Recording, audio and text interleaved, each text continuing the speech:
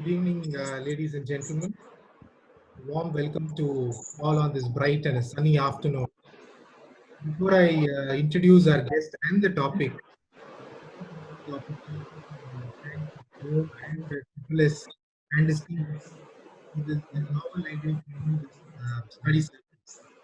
I think this group is like 5 years old, and we have been exchanging a lot of information on legal issues, and a lot of discussions have taken place on several judgments over these past few years.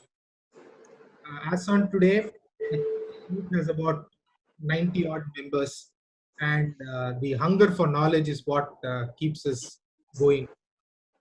Today, we have a stellar speaker, Mr. Yashod Vardhan, a senior counsel of repute from the Madras Bar.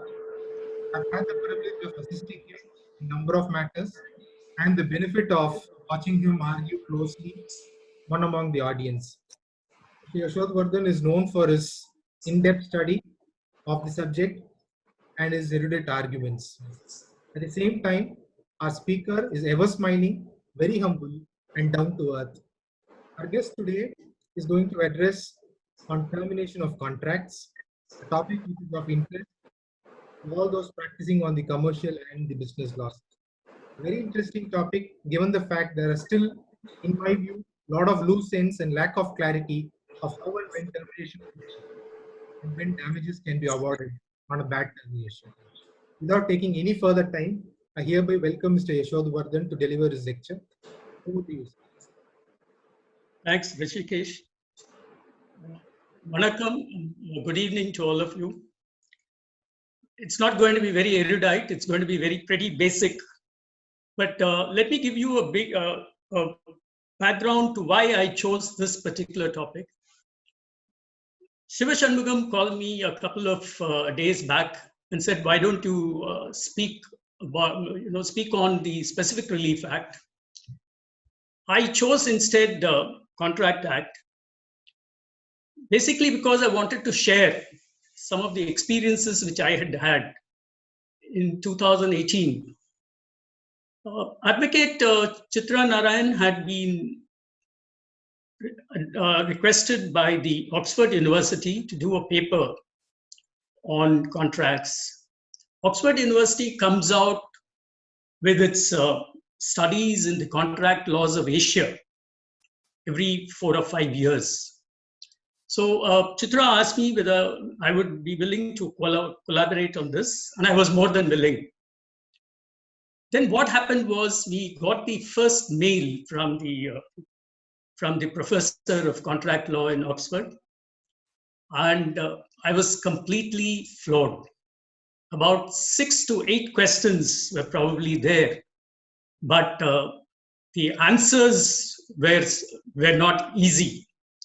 So this set me thinking, and I did ultimately come out. I did see where it was on termination of contracts. So there were some questions like, do you have specific sections, provisions dealing with termination? When can you withhold performance? When can you not terminate?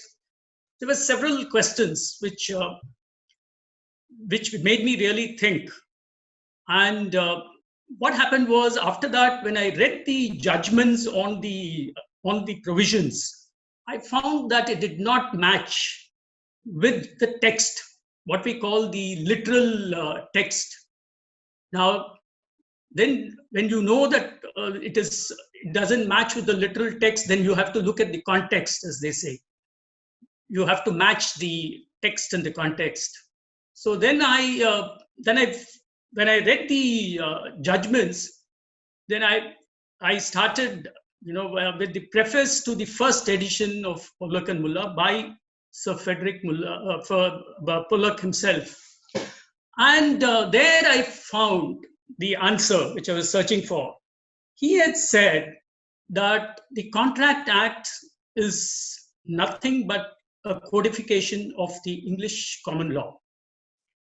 And he says, unless you have a firm grounding in common law, you will not be able to appreciate the Contract Act. Now, it may sound rather incongruous or inappropriate in times when we're talking of Make in India, but it was made in England. And I think we need to look at the English common law, which would help us navigate through these sections in the Contract Act. Now, this is why I thought I will use this, and I'm grateful to the study circle for having given me this opportunity to share what I had learned on this journey. Now, one thing is that the Indian Contract Act, although it was enacted in 1872, by and large draws upon the English law, but there are some, for example, restraint of trade provisions which are drawn from the draft New York Civil Code, which never saw the light of day in New York, but anyway, it has been enacted here. So, but it has withstood the test of time, except some very minor amendments. The provisions continue so far as these termination of contracts and discharge of obligations are concerned. They continue to be the same.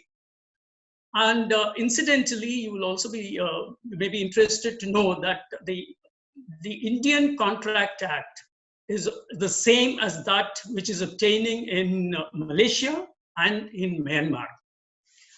So we use the terms agreements and contracts rather interchangeably. In fact, I've come across cases where the agreement itself is titled as contract agreement. But let's look at we'll start at the very beginning. So let's look at what are agreements and what are contracts. Now, agreements are where there is there is an offer, there is an acceptance, there is a consideration, and there is a intention to create legal relations. Now, but what agreements are contracts, and where do you find that? It's now we will move on to. I'm afraid I have to take you through these through what is there in the Contract Act. I thought I would not refer to any judgment or to this, but I have to deal with the provisions. So when you look at Section 2H, Ashok Pati, can you help me with that? Or Om? Now I find Siva Shanmugam is not there. Section 2H.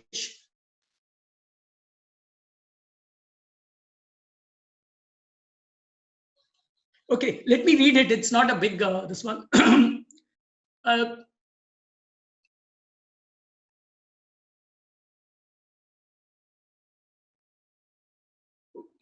An agreement enforceable by law is a contract. Now, what agreements are contracts? Then let's move on to Section 10.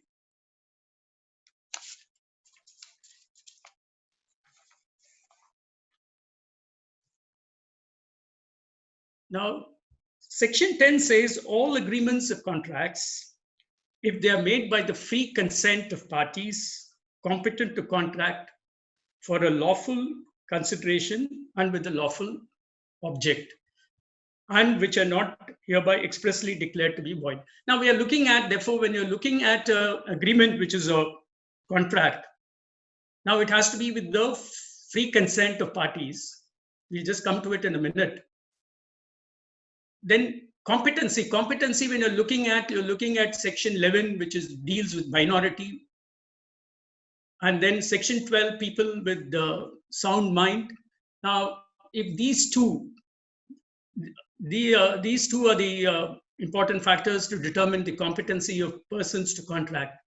Now, when you're looking at consent, it says that two or more persons are said to consent when they agree upon the same thing in the same sense. This is what we call consensus ad idem.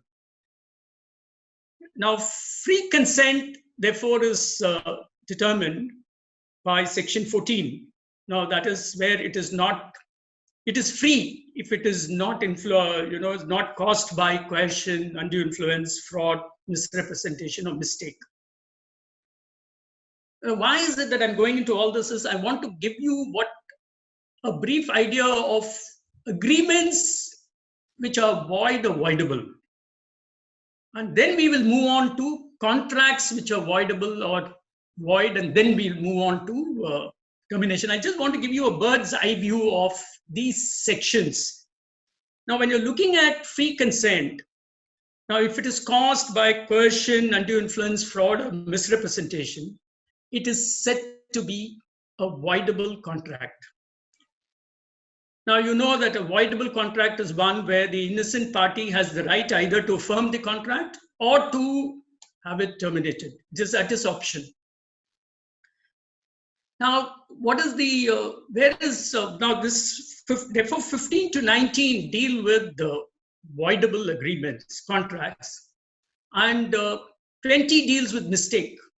Now, where there is no consensus ad idem, obviously that there is two parties did not agree upon the same thing in the same manner. Therefore, it becomes it is void because there was no consent at all in that case. Now, that is an example of a void agreement. Then we have section 23, which you know that deals with the contracts which are opposed to public policy. Again, they are void.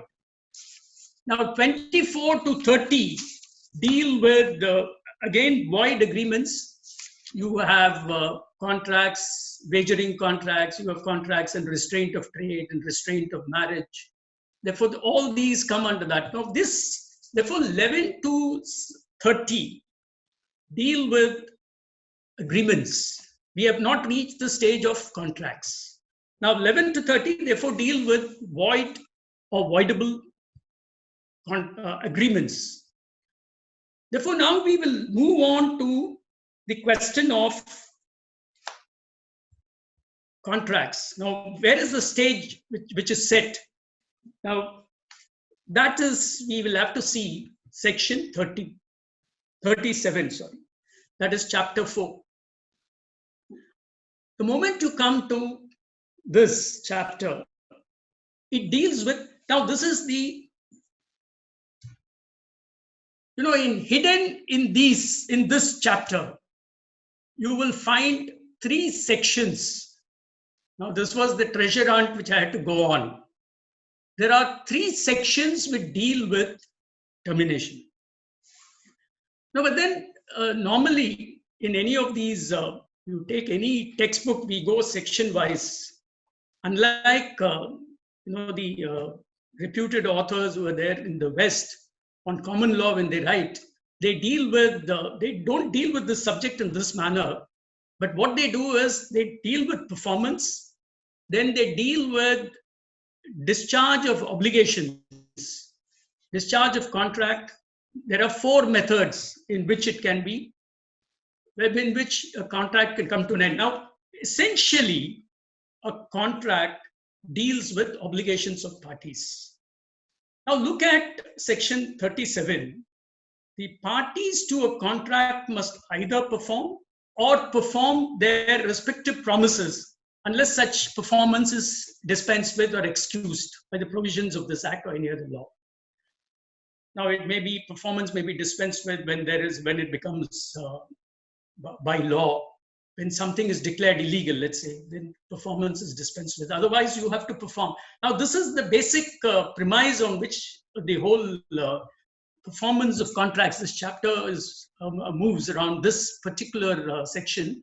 Therefore, your performance is very important. Now, when you're looking at, therefore, how does a contract come to an end? The first method, now I'm dealing with in very wide terms. When does a contract come to an end? When the obligations are fulfilled by either party. Now, this is the first method. Now, if both parties have complied with their respective obligations, then the contract comes to an end. The other provision is section 63.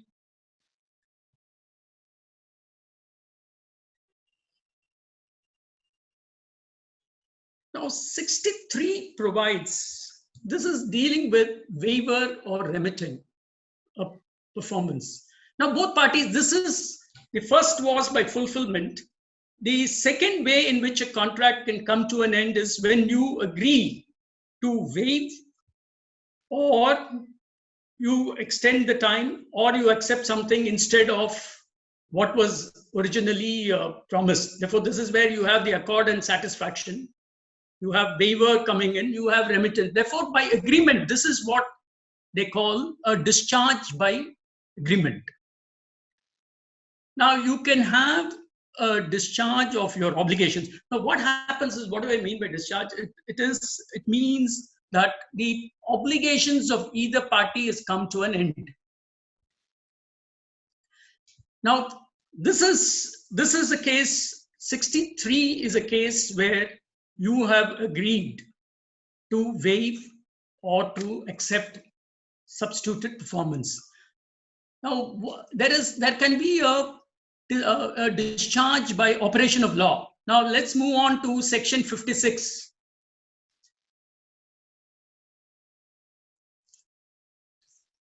This is, you're familiar with that. It deals with the frustration. Now, please see the second para, contract to do an act afterwards becomes impossible or unlawful. Now, we are dealing with the contract. Now, please see the distinction. The first is an agreement. 56 starts with an agreement. Could you just scroll up, please? Yeah, an agreement to do an act impossible in itself is void. Now, that is at the stage of agreement. When you knew it was impossible, then it's not a valid contract at all. Now, the second para deals with the contract. A contract was lawfully entered into, but subsequently becomes impossible by reason of some event. Now we have force majeure, COVID. Now would it prevent? So those are issues. When the act becomes impossible or unlawful, you may have a law which declares something to be unlawful, in which case you would then, it would be a contract which has become void. Now, therefore, these three, I'm not going to deal with any of these three. I'm just giving you a background. Termination can be in any of these modes, but I'm looking at the time, and therefore, I think we are going to deal with only termination on account of breach.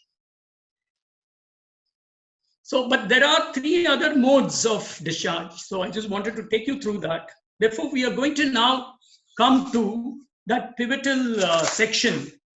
Now, normally you have, when there is a state actor in the game, then you sometimes file a writ petition. More often than not, the grounds merely state that, well, it is arbitrary and illegal. But there are specific provisions now in the Contract Act which we'll look at. We are familiar, of course, with the 73 to 75. These are the effects. What are the consequences of breach of contract? But where do you really find the clauses or provisions which deal with termination? So the first is to be found in 39. Now, this is not separately dealt with. Now, when you're looking at something like, the UNIDROIT principles for international commercial contracts, you have specific principles dealing with the termination. Now, here you do not have discrete provisions or granular provisions on this. It is to be found along with other sections dealing with performance of contracts. Now, please see this section. When a party to a contract is performed, disabled himself from performing his promise in its entirety, the promisee may put an end to the contract. I think the word, that's the crucial one. Ashok Pati, can you just move it a little bit? Put an end to the contract. Now, this is the first section in 39. Please see the second line. Yeah, thank you. Now, it may put an end. I think it should go. There is one more. Okay, that's good. Great.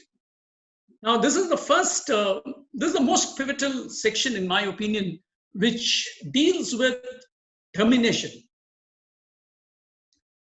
And I will show you how the text differs from the context. But then let's look at the first. Now, the very term may put an end to. This is one of the terms used here. But if you can scroll down to 53, please see that is also the next provision which deals with termination. 53, where we are dealing with, when a contract contains reciprocal promises and one party to the contract prevents the other from performing his promise, the contract becomes voidable.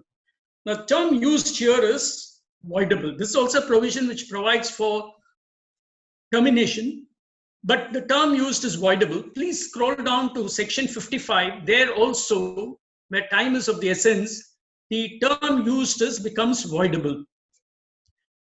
Now, in the first para itself, you will see parties becomes voidable at the option of the promisee.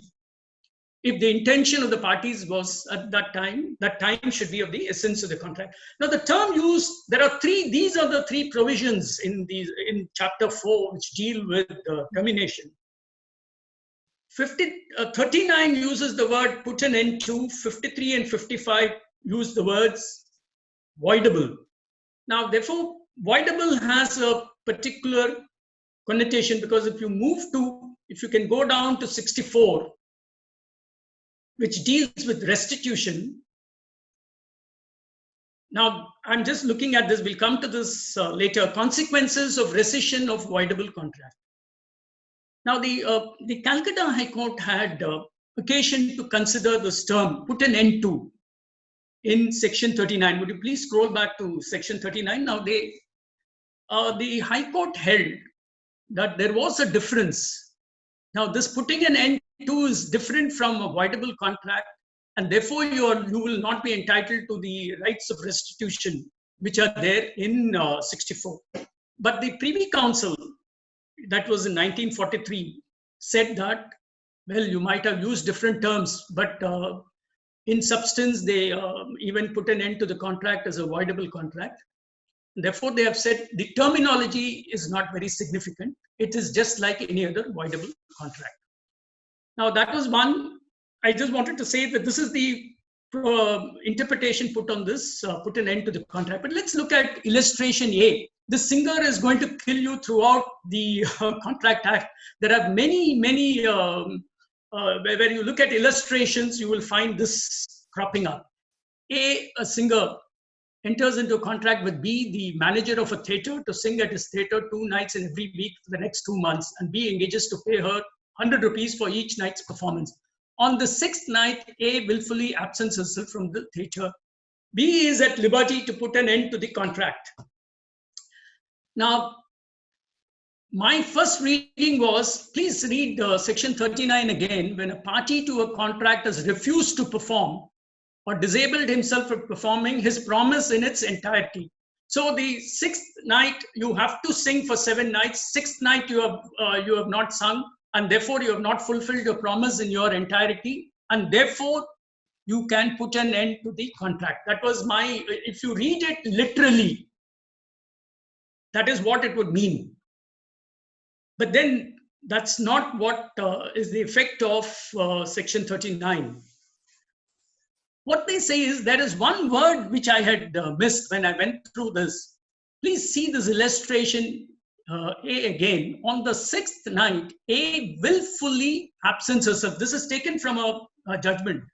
So A willfully absents herself. Willfully is very important. Now, this is the crux of it. What they say is, it is not enough if you have not performed. What is the nature of the breach? Was it serious enough? What was the intention between the parties that you did not want altogether to perform? Now, that is what they have held. This willful, it has to be, you have to look at the intention. Now, there was an old judgment from our division bench, where Justice Venkatramaiah and Chief Justice Rajamannar were there. Now, they have said that it is not every breach that would justify termination, and the element of intention is important. It should be, therefore, you should be able to infer from that the other person has no intention of performing the promise of the contract, performing the contract. Therefore, in 1906, this arose again in Calcutta, where there were some problems between two parties on the quality of some linseed oil. It was to be given in installments. There were some issues on the quality, and then one party said that you have to adjust the price because the quality is not up to the mark. So the question was, is this a refusal to perform? The Calcutta High Court said no. This is not a refusal to perform. There were issues which arose between the parties, but this is not serious enough to constitute a breach. Therefore, you cannot repudiate. Now, please see this. When do I exercise the right to termination? As Rishikesh was pointing out, where do I get this? Now, please see this. Now, this was in 1906. This was the Calcutta High Court case. This is Sultan Chand versus Schiller. A full, almost 100 years later, another judge very distinguished judge from Calcutta, who was there in the Supreme Court, Justice Rumapal, applied this in the case of Claude Leela Parulekar. This was in 2005. And she used the very same tests that were there in England in common law, that you have to constitute an repudiatory act. There must be a sense of, you must be able to infer that there was an abandonment, a refusal to perform. What they said was, it is not every breach. It should be a very serious breach. Therefore, that is the main thing. It is not every breach, but something serious to show that they were going to repudiate the contract. Now, therefore, when you look at has refused to perform, now this refusal, you will have to link it up to the English common law judgments as applied by our courts. Now, this is what in the, I think in the 1900s or late 1880s and 1890s also. So 19th century, early 20th century, we have had a lot of probably judges who knew about common law, who were conversant with that, who have laid the foundation now for interpreting these sections. Now, therefore, unless we really understand that, we would be lost. We will be missing the wood for the trees, as they call it. Now, therefore, this refusal to perform. Now, I'm just going through this bit by bit because this is the pivotal section on termination. So I thought, so has refused to perform or disabled himself from performing. Now, this is the meaning given. Then we come to his promise in its entirety. Now, we need to go a long way back to a judgment which was there in UK. It's called Cutter versus Powell. Now, this was a person who was engaged as a second mate on a voyage from Jamaica to Liverpool. Now, most of the voyage he had rendered service, but then, well, when they were nearing Liverpool, he died. Now, the widow sued for the wages which were due to this person. The Court of Appeal said, no, you had promised that you will be there for the entire voyage. Now, if you are not there and it has been broken, then you are not entitled to. It is either zero or the full amount. That was the ruling in Cutter versus Powell. Now, this is a very harsh way of looking at things. Now, so from this, his promise in its entirety was again interpreted by the Calcutta High Court. Now, what they have said is, they have again looked at English law and said that it doesn't mean that it should be to the last item of work. But then it would mean that if your refusal to perform the promise altogether, now that's how they have said. They have said this. The Calcutta High Court, in fact, said what was the law in England is the law here. And it means that when a party refuses altogether to perform, not what was there in Cutter and Powell, because I'll show subsequently it was toned down in England. And they said they came out with this theory of substantial performance. Now that arose in a case where that was a case which dealt with an agreement, a contract to build a house, a building. So what happened was there were some minor defects in the quality. So the question was, you have not performed your promise in the entirety. Would Cutter and Powell apply, and you would not be entitled to anything at all? Now the court this time ruled no, where it is substantially performed, then you will be entitled to the money which you would have received, less some amount which can be withheld for rectification works. Now, therefore, this promise in its entirety has now undergone a change. Now, if you can please scroll down to section 65, illustration C. I see that Shiva Shanmugam is there. Will you please scroll down? 65. Yeah, C. This is what I said, that singer will continue to haunt us. Now, this deals with the effect of, now you saw that illustration there. Is she entitled to what she had done for the 5 nights that she had sung? Now, please see this. A singer contracts with B, the manager of the theatre, to sing at his theatre. It's the same. On the 6th night, A willfully absents herself, and B, in consequence, rescinds the contract. Now, this is the same as 39, but please see the next sentence. That's the last sentence in that C. B must pay A for the 5 nights on which she had sung. Now, this is what is substantial compliance all about. Now, there was a substantial compliance. She did not do it on the 6th day. For losses, we'll come to that later, whatever loss the person, the manager might have suffered.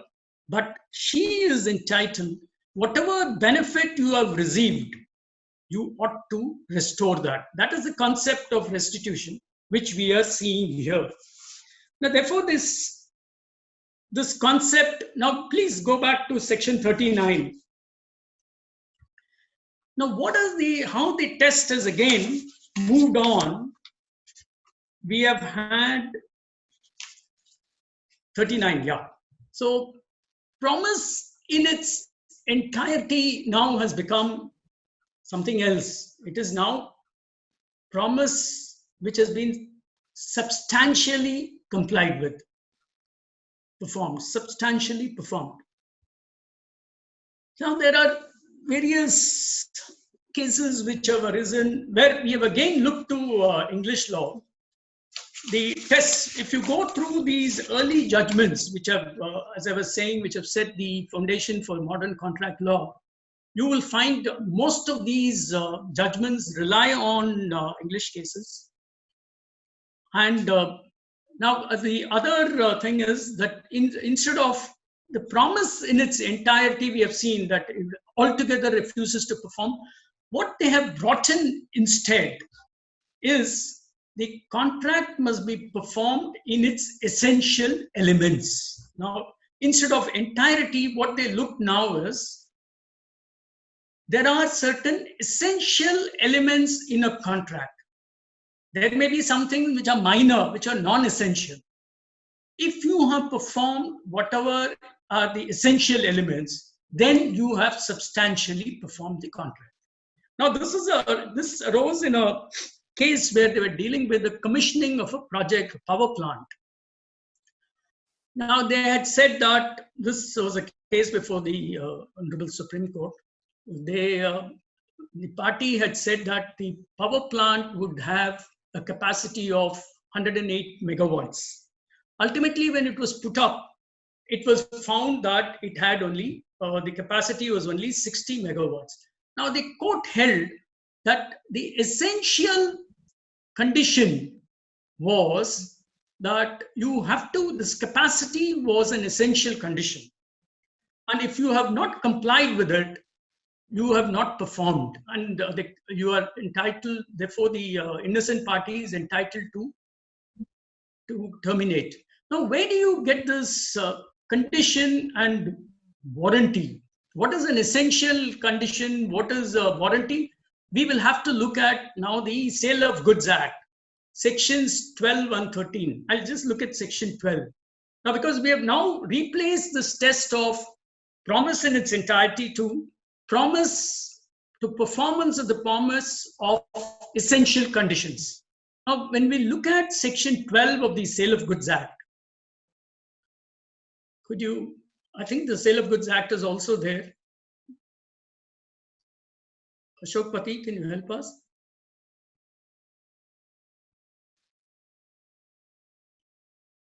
Okay, let me, I will, yeah, that's it, thanks. Now this deals with what is essential, what is an essential stipulation to the contract, and what is something which is collateral.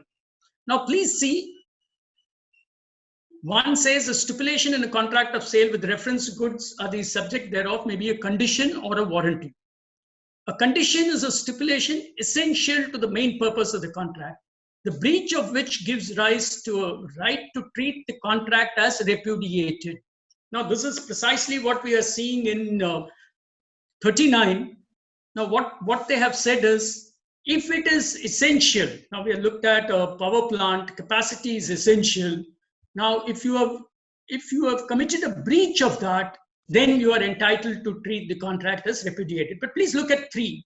A warranty is a stipulation collateral to the main purpose of the contract, the breach of which gives rise to a claim for damages, but not a right to reject the goods and treat the contract as repudiated. Now, this is something similar to the serious nature of the breach. Now, this, if it is something collateral, then okay, it will give rise, you may claim damages in terms of 73, but you can't treat it as giving you a right to repudiate. Therefore, what happens if you do not, if it is ultimately you are, let's take it that you have terminated a contract, court finds that, well, the essential stipulations have all been complied with. It is only a warranty which has been violated. Now, what happens contravene? Then your termination itself was wrong. Therefore, the consequences of that would flow. So we will go back to section 39 again. And hopefully for the last time, we'll then move on to the other sections. So 39 of the Contract Act.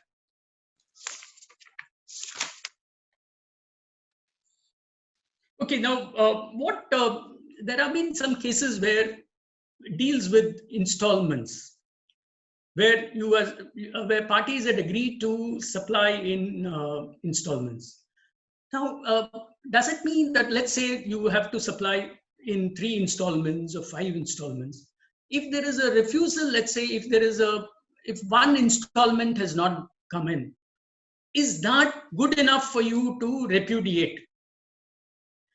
Now, again, relying on English law, what they have said is, you must work out the ratio quantitatively. If, let's say, 1 out of 3, then it's not good enough, unless you say that that particular act itself was enough to show that he did not want to perform the promise in its entirety, or substantially, let's put it that way. Now, if it is 2 out of 3, well, you have not done 2 installments out of 3, that gives you a good, you can form an opinion that, well, he's not going to perform, and therefore the repudiation is okay.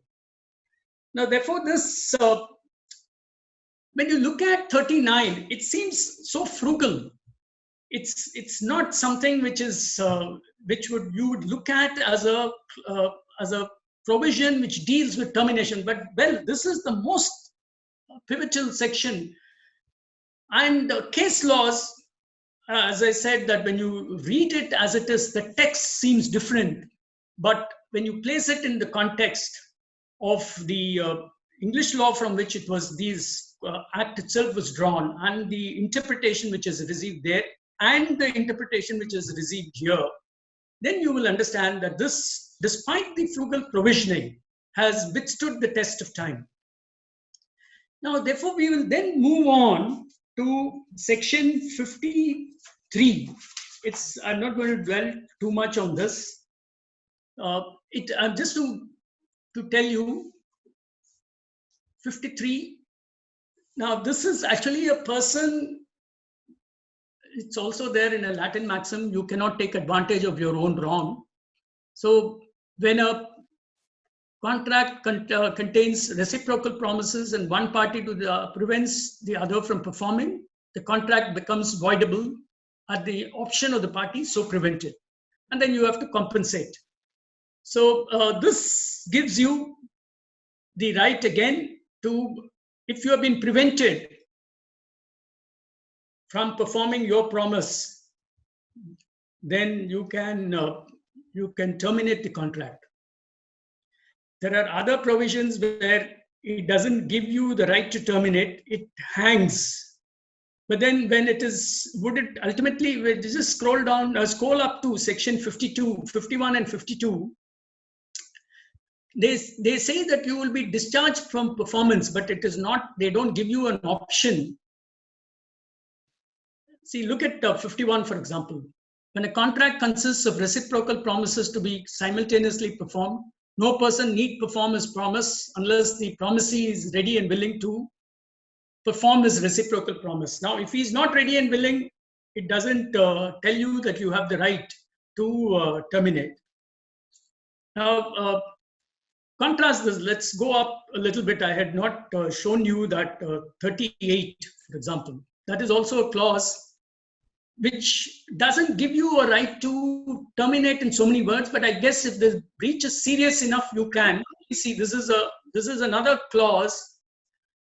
Yeah, now see, the whole thing, when you're dealing with performance, we have seen you will have to perform your obligations in 37. Now, please see 38. What is this offer of performance that you should make? Leave the first paragraph. Let's come to the second. Your offer of performance must fulfill the following conditions. It must be unconditional. That means it should be in terms of the contract. You cannot add any further conditions. Then what is the next? It must be made at a proper time and place. Now 40 onwards, we have various things dealing with place. It should be made at a proper time and place if it is there, if it has been specified. And under such circumstances that the person to whom it is made may have a reasonable opportunity of ascertaining that the person by whom it is made is able and willing there and then to do the whole of what he is bound by his promise to do. Again, this entirety is coming here. But then that is what they have said altogether, that they have made it. But you must be in a position. This means that the promisee should have an opportunity. Let's say you have to look at the quality, or you have to look at the quantity that he has. Then you should be able to then ascertain, all right, this person has got the goods and he will be able to comply with the promise. If the offer is an offer to deliver anything to the promise, this is on the same thing on quality. Therefore, your offer, what happens if your offer does not fulfill the following conditions? Where a promisee has made now please see the first para now. Where a promisor has made an offer of performance and the offer has not been accepted, the promisor is not responsible for non-performance, nor does he thereby lose his rights under the contract. This Contract Act now doesn't tell you whether you have the right to terminate or not in such circumstances. Therefore, you have to apply the test in 39. Now, if those tests are satisfied, then your 38, if your promise is not accepted, if you're prevented, then you do not lose your rights under the contract. That right would also include the right to terminate. Now, these are, therefore, this 38, 51 don't say in so many words that you have a right to terminate. Unlike 39, which says very categorically that you can put an end to the contract, 38 doesn't say that you have been prevented. 51 is similar to 38. Please go to 51. If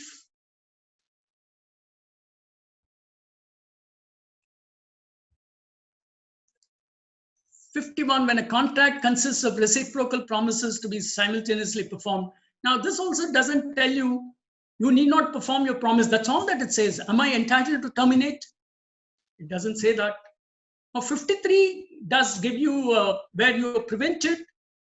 Well, you have the right to terminate. Now, again, 51, I guess, therefore, you have to keep applying the tests which have been laid down in 39. Now, is it serious enough? Does it constitute a repudiation? Is it clear that was the intention that not to perform the promise? Now, if these tests are satisfied, then 51 would also give you, but please see 53. It is directly there in 53. Will you please scroll down? Yeah, 53. Now, this says if there are reciprocal promises and one party prevents, then it becomes voidable. Now let's go on to 55. Now, this is the last section which deals with a voidable contract.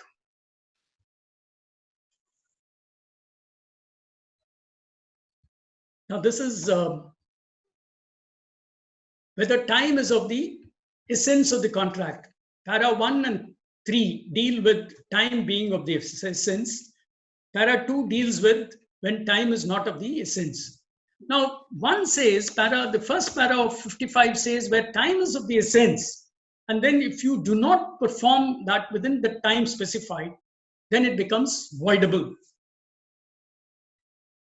Now, this, again, when you look at it, the interpretation which has been placed on this with reference to immovable property is completely, totally different to what is out here.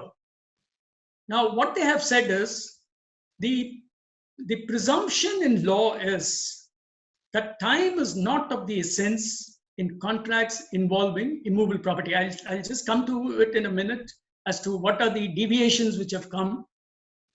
But this was I'm quoting now the Constitution bench in Chandrani. This is the Constitution bench in 1993, where they have said the law in India is the same as the law in England with reference to immovable property transactions, and time is not of the essence in such contracts unless you are able to see from the nature of the contract and from the terms. Now, what they say is it should show unmistakably that time was of the essence. Even if you say the time you will have to complete, let's say 3 months, that's not enough to make time of the essence of the contract. You will have to look at, now this is something which was not even the common law. This was the courts of equity in England said, we will, despite the letter of the contract, equity will extend the time. Now, this was a rule in equity. Now, we are looking at a provision which says that where time is of the essence, you have the right, and if it's not performed, you have the right to terminate. But even then, this was first in Jamshedji's case, that was the Privy Council's decision. This was in 19, Jamshed Kodaram. So they relied upon two English decisions and said the special jurisdiction of equity to disregard the letter of the contract. Now this, in 1993, is affirmed by the Honorable Supreme Court in Chandrani's case, not just 3 judges bench, it's a constitution bench judgment of the Supreme Court, which says, yes, the law in India is the same as in England. Despite this, where do you get the difference between movable property and immovable property in section 55? It doesn't show that at all. Now, that's why I said I was lost without understanding that we have to go into the background of this. If you're not aware of that, when you look at this for the first time and then think, well, it seems to be the same. Why would it ever be different? But then what was the slight deviation, but which is almost now established as law, despite the Constitution Bench decision?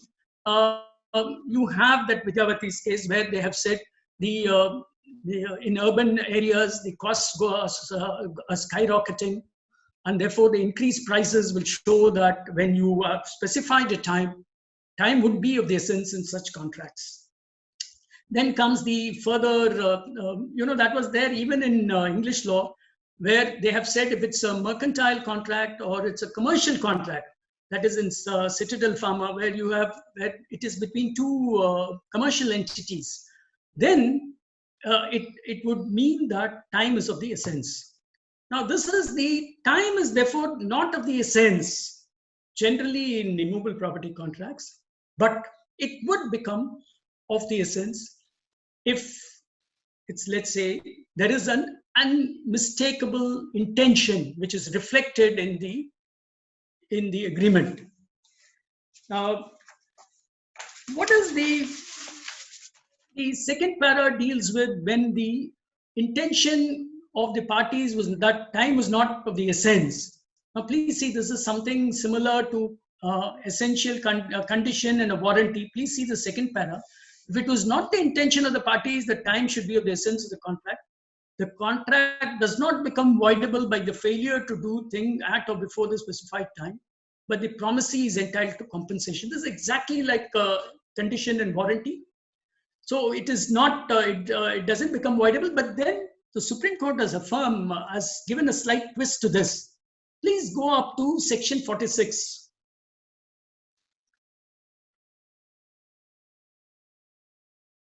You need to, Now, where a time for performance is not fixed, you may do it, you still have to perform within a reasonable time.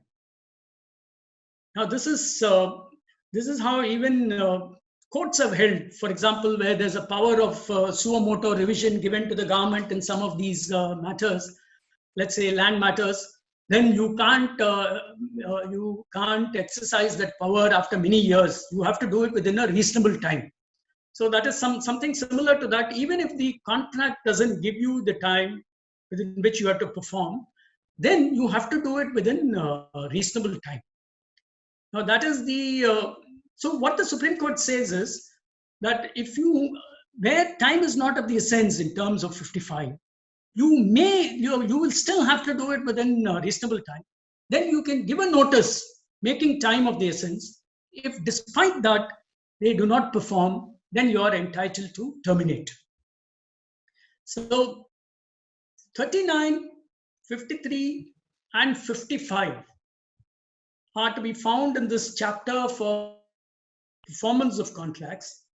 And these are the 3 clauses, sections which give you the power to terminate. Now, what is the effect of this termination? Now, the first thing is, normally the earlier view in the Specific Relief Act was that if it is a contract for movables, then damages is the rule, and specific performance is only in those specified cases. It is the reverse with reference to immovable property. Now, the amendments have completely changed this rule. Now, the distinction between movable and immovable property is gone. And what is important is when there is a breach, you have the clauses, sections 73 to 75, which deal with it in the Indian Contract Act. But you also have an additional right in section 20 of the Specific Relief Act. where it gives you the right to substituted performance. Now that's in fact, it probably ought to have found a place with in this act, section 73 to 75. It's a fourth right which you have, the effect of consequence of breach. But anyway, it's there. There is a substantial remedy which is now available to you. You can seek for specific performance. If he terminates, wrongfully terminates, you can seek for specific performance, and or repudiates wrongfully, you can seek specific performance, and you can also, if by giving a second notice to cure. If that is not possible, then well, you can always go for the 73 to 75 is always there for you. So what is the effect of termination? There are two rights which are balanced here. The rights of the innocent party to recover the losses. Now, if you look at 73, you would have seen in many cases. So let's not look at 73, which is the effect, but let's go to 75. Again, the singer will be there. So let's look at that. The 75.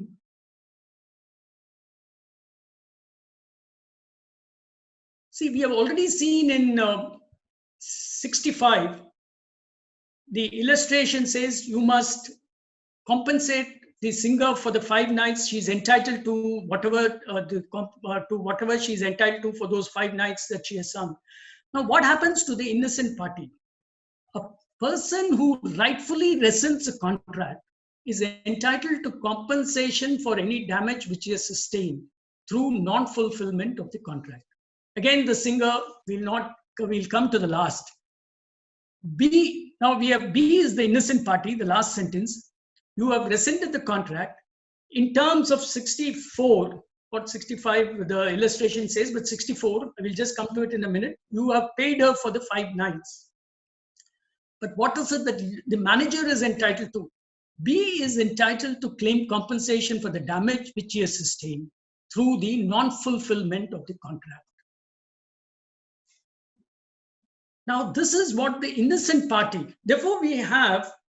Let's now look at 64. This is what the Privy Council in that Muralidhar Chatterjee's case said. What do you do in a case like this? Yeah, 64. You have that on the 6th day, the manager rescinds it. Now, what happens? She is entitled to she's entitled to restitution, that is for the wages for whatever she has done, the work which has been rendered. That's why I said Cutter versus Powell was an extreme harsh case. Then the substantial performance is there. Now we are looking at that. When a person at whose option a contract voidable rescinds it, the other party need not perform any promise therein contained, which, let me read it from mine.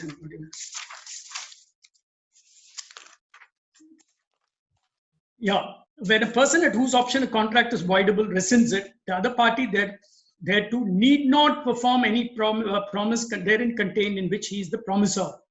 The party rescinding a voidable contract shall, if he had received any benefit thereunder from another party, restore such benefit so far as may be to the person from whom it was received. Now, there are two important things here. Now, I was telling you earlier that contracts are all about performance of obligations. And I was also saying, ultimately, when you look at termination, whether it can be by fulfillment of all the obligations, it can be by the law declaring the obligations is void,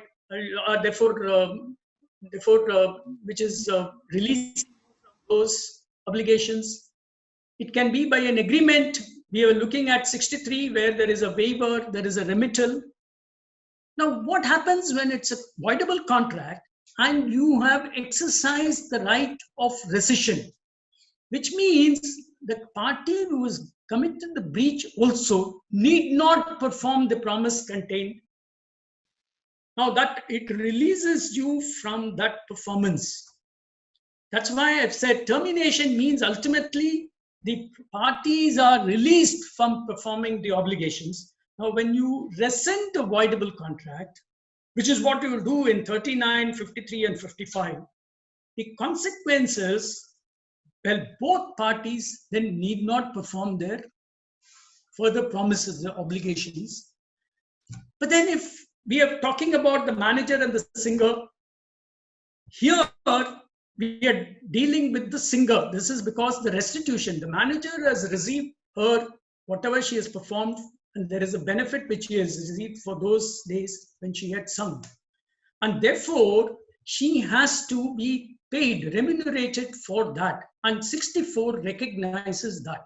Now, this is a condition precedent. You have to, whatever benefit you have derived, you have to give it back. And then what is it? It is not that the manager is left high and dry. The manager is entitled to be compensated for the loss. Now that is 75. You have to read 64 and 75. This is what the Privy Council said in Muralidhar Chatterjee. This was in 1943. They said that there is a claim by one party for restitution.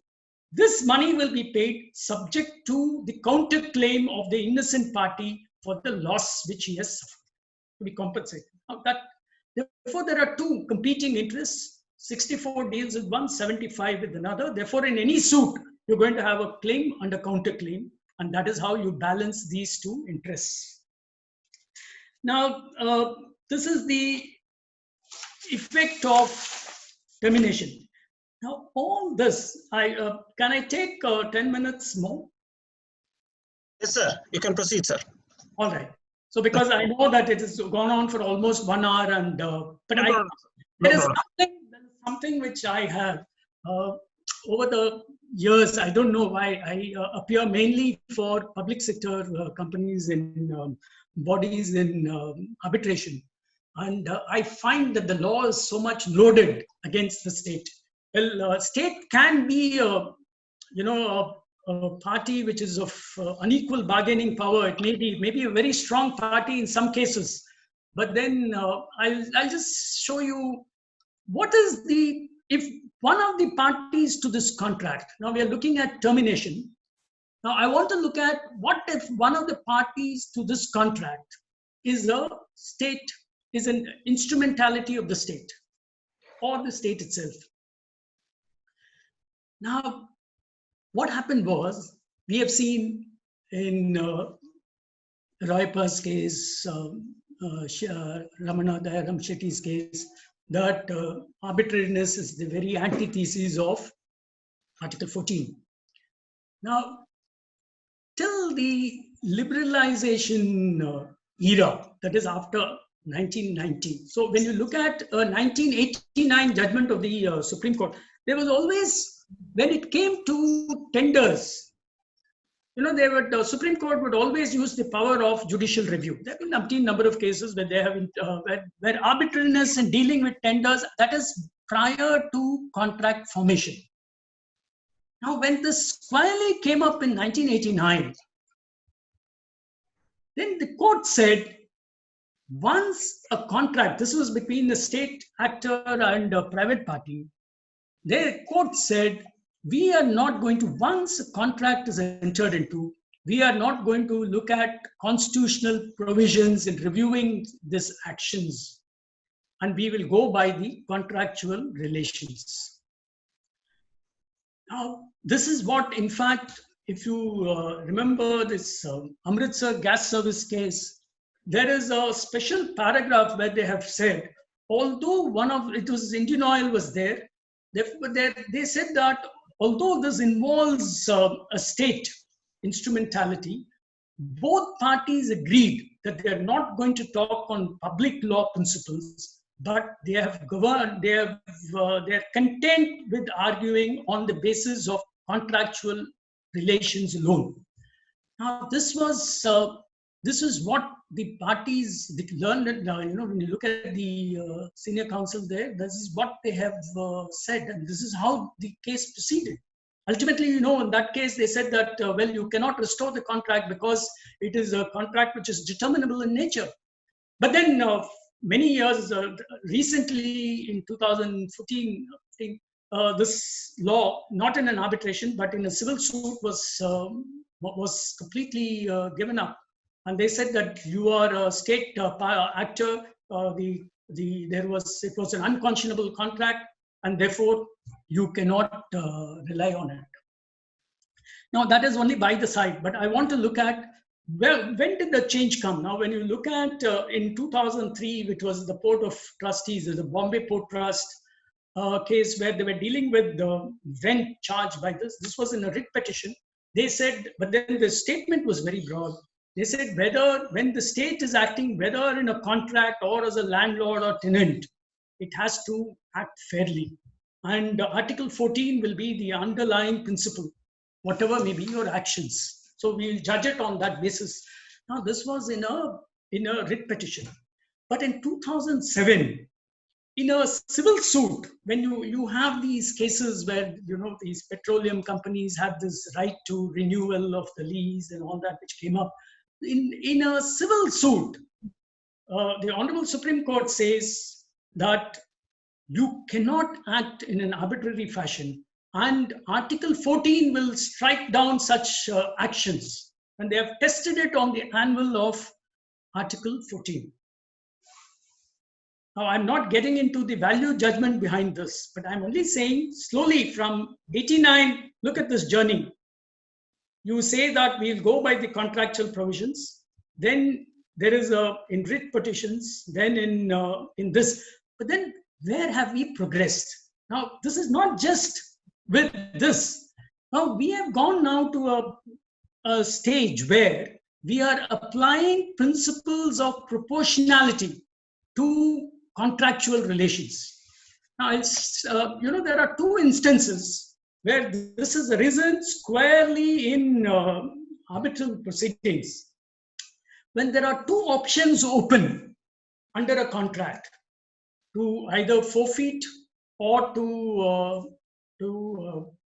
levy compensation, they have said not forfeit, to forfeit the contract itself, to where it was grant of land. They said a resumption of land or a penalty.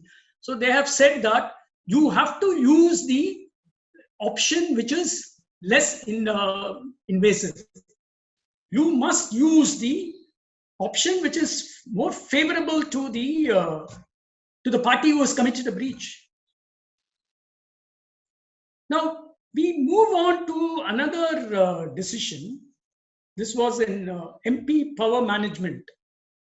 Well, the facts may show that, well, what the state did was wrong. But then let's look at the law, the contract itself. There, the contract provided that if for 9 months you did not perform any part of the work, then you will have to, then the contract could be rescinded. Now there was a substantial investment which had been made in this. Again, it was a power project for the state. Now, what they did was for 9 months they did not perform, and so the termination took place. Now, what happened in this case? The court said, "Look, termination is a harsh remedy. Therefore, you are entitled to levy liquidated damages, but not terminate." Now, if whether I'm not looking at whether it is a state actor or not for the time being, if it had been a private party, would not this clause be given effect? Now, why I'm saying that the Law Commission has been periodically, twice they have said, you must introduce unfair terms in contracts. Now, those clauses which are, now you have brought it to a small extent, you have it in the Consumer Protection Act. There is a concept of an unfair contract. But we don't have an unfair contract terms act as in England or in Singapore.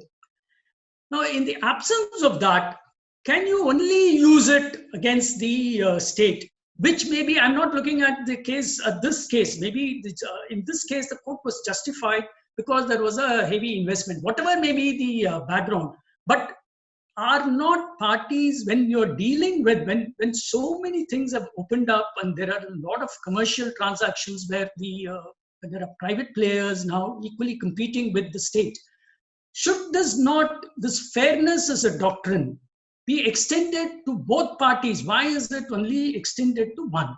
Now, this is a question which I, as a person who has argued, that's why I said, as a person who has argued mostly for public sector, it has been a question which has been nagging me.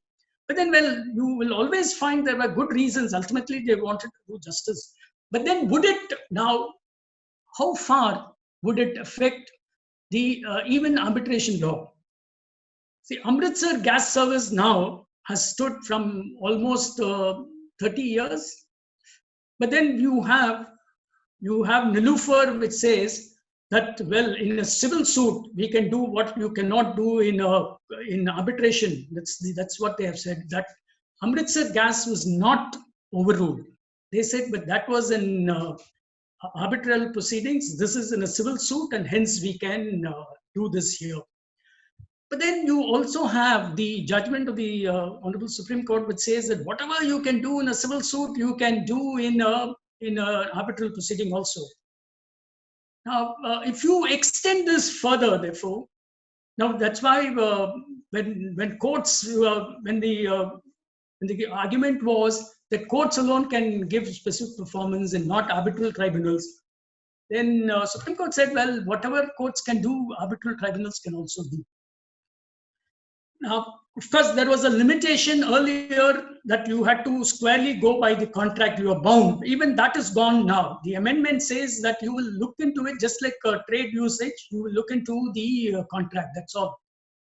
So, to what extent we will go, we don't know. But I just wanted to highlight this because this journey, from 89 to 2007, where there has been a sea change in the law, has probably not been understood completely. Maybe in a case where the Honorable Supreme Court is called upon to squarely deal with this issue, and they will probably look at the interplay of constitutional principles vis-a-vis contractual relations. I'm not saying that the Constitution is not supreme and therefore but all that I'm saying is, if there is a provision which gives you a certain leeway, can you apply proportionality principles and say, well, 9 months you have not performed well, don't levy damages, but don't terminate? Would that be a valid ground? So I'm sure that there will be more light thrown when more people argue on these. But anyway, therefore we come to the end of this. So I thought, this is why I was saying when Shiva Shanmugam asked me on specific relief, I thought, okay, let me deal with contracts and this journey. And I hope, he has torn it. That's it. That is what, that was the idea. Did I tear it apart? No. I respect the Contract Act too much for that. Anyway, thank you everyone for hearing me out patiently. Thank you, sir. Rishikesh has a question. Tell me, Rishikesh.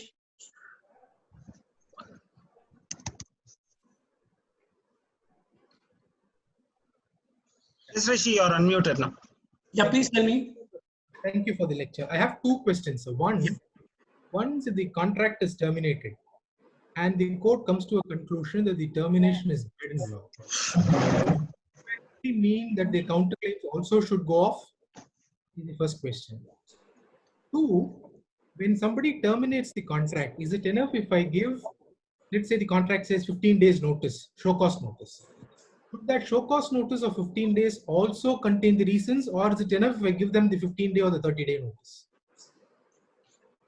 See, what happens with notices is, there is a judgment of the Supreme Court, I think it's Jagilal something, Lapat or something there.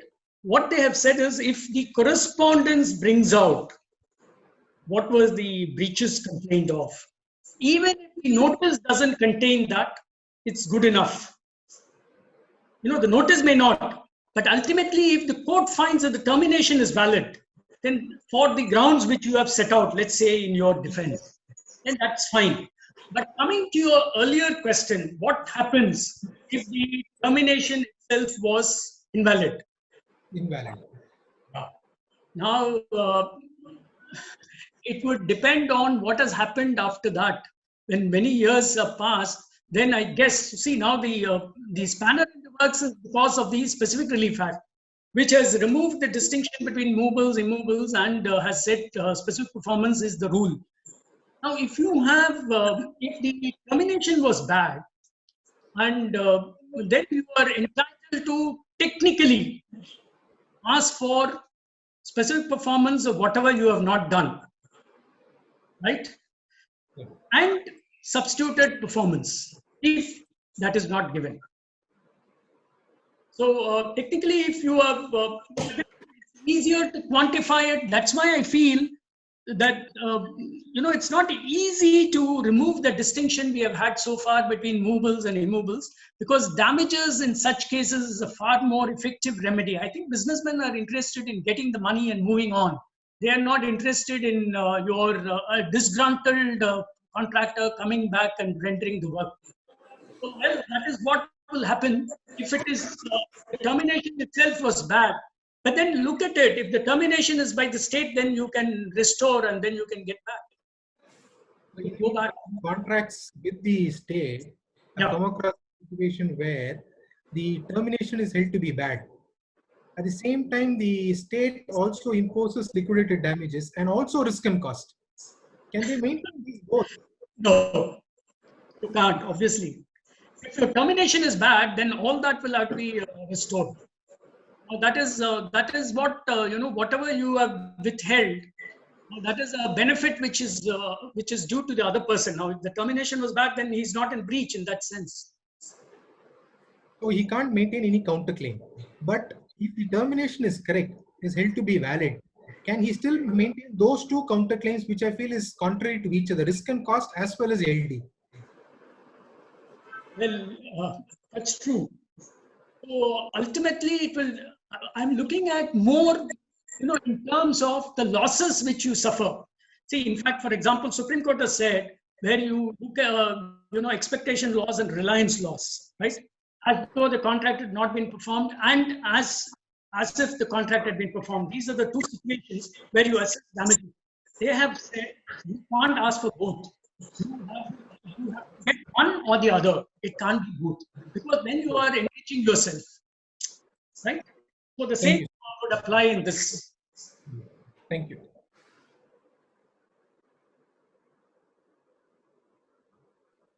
Sir, I have only one small doubt, sir. Now, please. More than a doubt, a clarification. Sir, how do you look at determination and termination?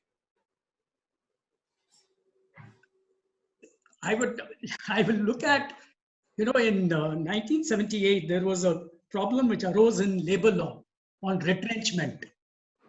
So Justice Krishnaiyer said, whatever name you call it, any termination is retrenchment. That's how he said. You may use your own terms. So that is why I said in the broadest terms, termination I would look at as a contract coming to an end. Termination, probably in the light of what I have said, is where you actively do it, right? It may happen. Now, when you look at 73 to 75 with the breach, it doesn't say a contract should be terminated for you to do that. It may be an ongoing contract. You may still be able to get damages in terms of termination, which I would look at as is something which the law declares to be void or voidable, and you have exercised that right. So otherwise, it may be a determination by efflux of time, or by fulfillment of the.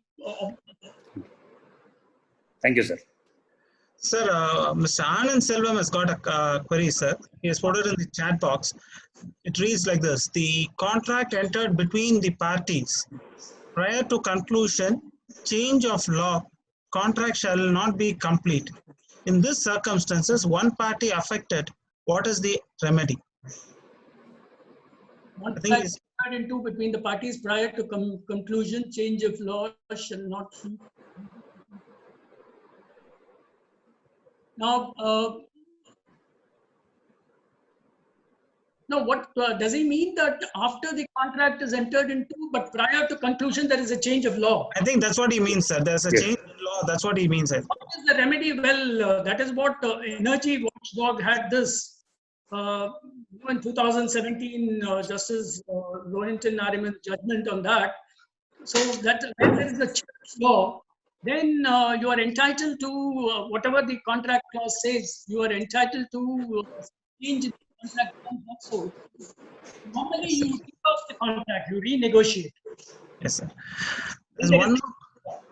Sorry, sir. There's one more question by Madhusudan Reddy, a classmate of mine.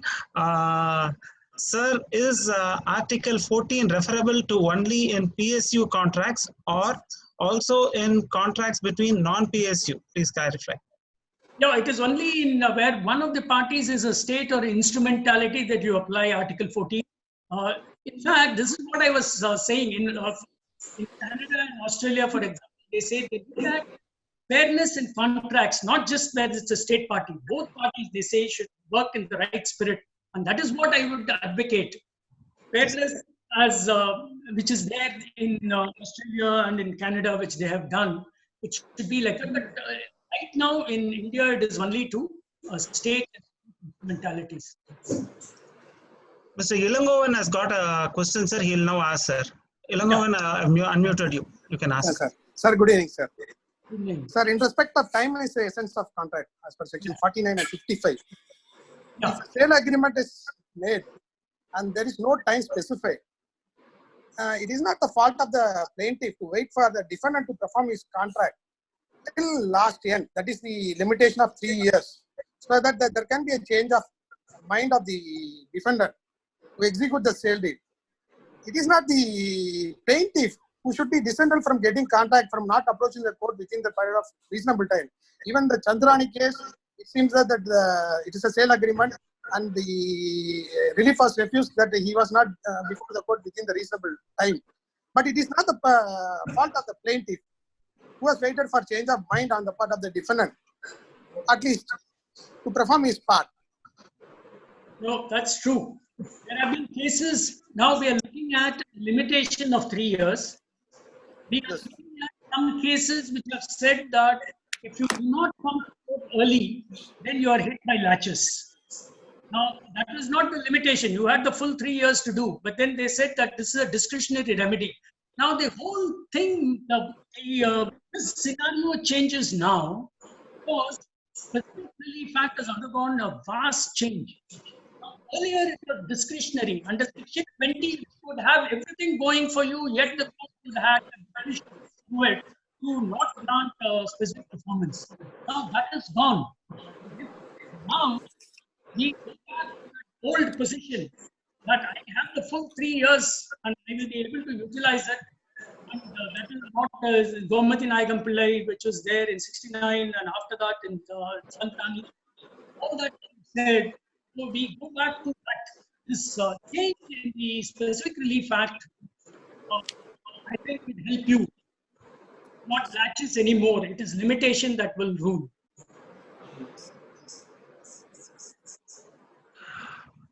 Thank you, sir. Those are the questions, sir. Okay. Sir, is there anyone else, sir? The president of DRT is here, sir. He would like to have a word. Please, sir. Sir, You have to unmute you. yeah, I'm trying to do that. Sir, you are not yet unmuted, sir. Yeah, I'm doing it. I'm doing it. Yes.